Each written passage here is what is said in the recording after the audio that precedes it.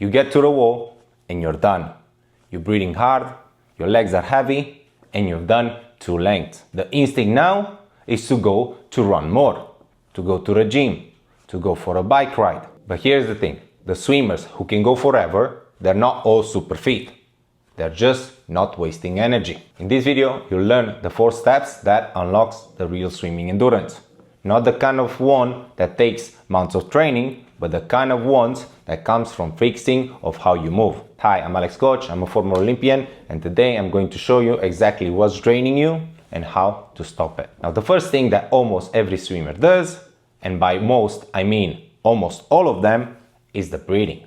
So most people are holding their breath underwater without even realizing it. So you're out of breath at the end of every length. Now here is the reason, and has nothing to do with your fitness. Most adult swimmers hold their breath while their face is in the water. They take the breath when they turn to the side, fine. But then they hold everything, all of it, until the next breath cycle.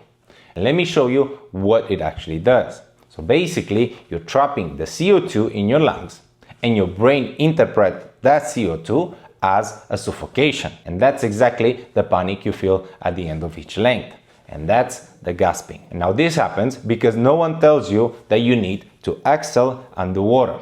On land, whenever you breathe in and breathe out, you do it in a smooth loop and you don't have to think about it. But in the pool, that rhythm actually breaks because now you're doing different breathing patterns, the breathing is a bit more controlled, and depends on how well you're executing your stroke is the time that you spend during the breath cycle. So the swimmers actually do what it actually feels natural for them. So they hold the inhale and then they wait for the turn. So it makes sense, honestly. But it also makes sense whenever you feel like you're drawing.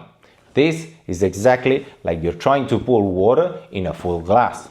If you never empty it, then there is no room for what's coming in. So basically, your lungs works exactly the same. You hold the CO2, and then the fresh oxygen that you just grab has nowhere to go because the glass is full. And the fix here is actually simple. Exhale continuously underwater.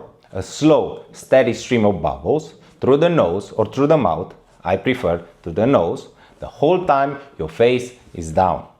Then whenever you turn to breathe, you inhale fast and exhale slowly. And that's the rhythm. On land, practice this first. Stand up, take a big breath in, now breathe out slowly through your nose for a count of 4. And you need to try to feel that pace. Now do you feel it?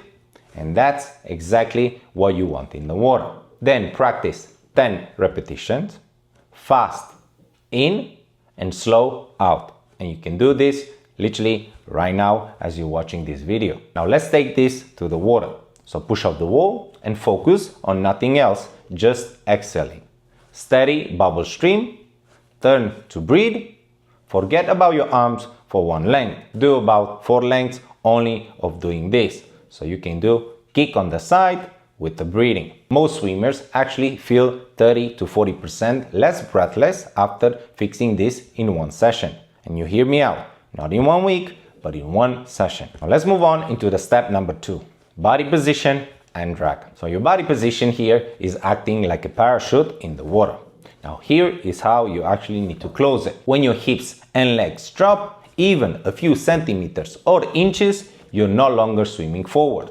You're actually swimming uphill. Now watch any struggling swimmer from the side and you're gonna see that the feet are always low, always. The upper body is trying to float because of your lungs are buoyant. So the legs wants to sink, but nobody told your body what to do whenever you hit this conflict. So it loses. And this happens because the feeling is not that obvious. You're not actually sinking, you're just slightly diagonal. So diagonal in the water actually means enormous amount of drag. You're fighting the water resistance with every single stroke instead of just slipping through it. And this is basically like trying to drive with literally a huge parachute attached at the back of your car. You can still move, but everything else is 10, in this case, 800 times harder than would be on land. So fix the position first so you can remove that parachute. And the fix here is really simple, and I mentioned this plenty of times on this channel. Press your chest down into the water. Not your head, but your chest. That one small pressure shift will tilt your hips upward, and then your feet will follow automatically. So here, you don't have to force your legs to bring them up. The physics will do it for you. On land, face down, either on the floor or on a bench. Your arm extended forward. Now press your chest down onto that surface. Now feel how your lower back actually flattens slightly, and feel how your legs actually want to lift a bit, and that's the chest press sensation that you can practice right now.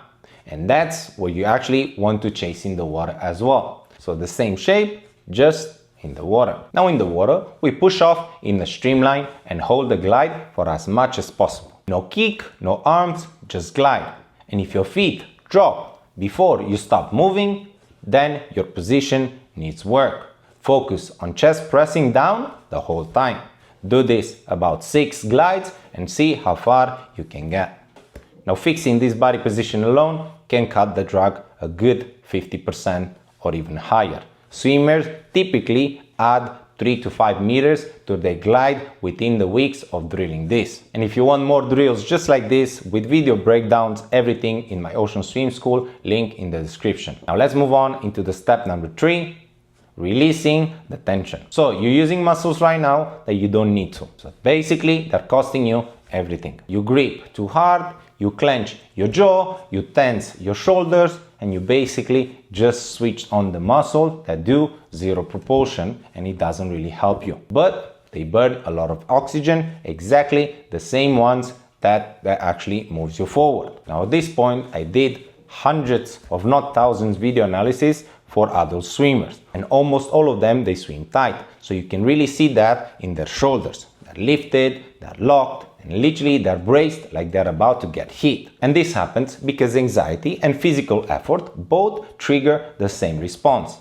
Tension in the water, and that anxiety actually amplifies. So face down, the breathing is restricted because you're moving through an unstable medium. So what does the body do? It goes back to default to be rigid. So it feels like effort because it is an effort, but just an effort on completely the wrong things. And this is exactly like trying to run a race with every muscle clenched, the jaw, the fist, the stomach, the shoulders, and so on. I mean, you can still move obviously, but you'll be done in about 200 meters. So relax those muscles, and suddenly the same pace actually feels like nothing. Same speed, just different experience entirely. So the fix here is actually simple.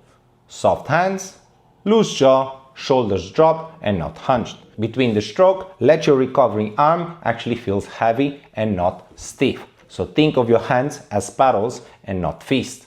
Actually no, think of them as loose paddles. Floppy because you want to feel and not to grip. On land, stand up and lift your shoulders all the way to your ears. Now drop them and shake your hands out. Now you feel that? That's the release. And that's exactly where you're gonna try to go after in the water. Now swing one arm forward in a slow freestyle recovery motion. Loose elbow, heavy hands, no tension anywhere in the arm. And you're trying to do 10 reps just like this. Now in the water, swim one length and check in. The jaws, the shoulders, the hand on every single stroke cycle. Here you probably have to remind yourself 10 times per that length. That's fine. Within few sessions, this will become automatic. Swimmers who fix the tension typically drop their heartbeat by 10 beats per minute at the same pace, same speed, less effort, and that's how you build real endurance. Now step number 4 is efficient kick. Your legs are burning through your oxygen and they're barely moving you forward. Now here is how you fix that. Bend your knees too much, you kick too wide, you actually drive from your quad instead of from your hips. Any of those things, your legs become your biggest energy drain in the pool, for almost no propulsion in return. I see this constantly. Swimmers exhausting themselves from the hips down, wondering why they're tired. And the answer to this is that we kick the way we walk or run, from the knees. And this is completely natural. But in the water, effective propulsion actually comes from the hip, through a long lever with flexible ankles at the end. But most people invert this. So they have stiff ankles, they bend at the knee, and they have tight hips. They're either moving the water sideways or just up and down, and they're calling it a kick. Now, kicking from the knees in freestyle is exactly like you're trying to sweep a floor using just your wrist instead of the whole arm. Basically, you're doing a lot of motion, none of them with power, and basically you're destroying the smallest joint for the worst possible return. Now, the fix here is try to kick from your hips. Knees are almost straight. Now, there is a slight natural bend into them, but basically you're not reinforcing that. You just let it to be natural. Your ankles should be loose, toes should be pointed, and the motion should initiate as from the top, your hip flexor, and follows down all the way into your feet. Small, continuous, not a big and splashy ones. Now on land, sit on the edge or on a chair or on a bench, up to you. Extend one leg in front of you. Now make a small flutter kick, no more than 10 or 15 degrees knee bend. Now feel how your thigh is actually driving the motion and not your calf, and that's it. 20 small kicks per each leg, and do it now. Now in the water, take your kickboard and start kicking for one length, deliberately slow. Now keep the knees almost straight, should be pointed back. Now here, and you should feel it, in front of your hip. If your quads are burning, your knees are way too bent. Adjust them and try to do it again. Switching to a hip-driven kick will save most swimmers about 20 to 30% of their energy per length. And that's the difference between stopping at 400 meters or carry on past the 600 meters with the same fitness level. Now, just wanted to say something that I make these videos because I get a lot of questions online. So based on your questions and your responses, I create these videos. And here are some of the common questions I get. Alex, I excel, but I'm still breathless. Now, the thing is here that you're probably excelling a bit too fast. You need to slow down. So the exhale should last the entire time your face is in the water, not just 2 seconds. My hips come up, but my arms are still getting tired. That means you're pulling way too hard. Lighter your catch, longer the reach. So basically you're swapping one energy drain for another. I try to relax, but I tense up the second I turn to breathe. That's basically anxiety around breathing. Try bilateral breathing in drills, and then it's gonna give you more air option that reduces your panic response. My kick feels weak even whenever I kick from the hips. Basically, you need to point your toes more. Ankle flexibility generates most amount of propulsion, so stretch them on the pool wall before you actually start. I can do all 4 things in one drill set, but it falls apart whenever I swim normally. And that's completely normal. Focus on one thing per length, or one thing per session, not all 4 at once, because that's too much to actually hold. So if everything lands perfectly, you should feel a steady resistance building on your palms during the pull. Not a slap, but a good catch. So you need to feel your chest pressing down into the water during the glide, like you're actually pressing down on a mattress. If your shoulders are climbing towards your ears, that's tension. You need to drop them and relax them. If your quads are burning on a light kick, that means your knees are bending way too much.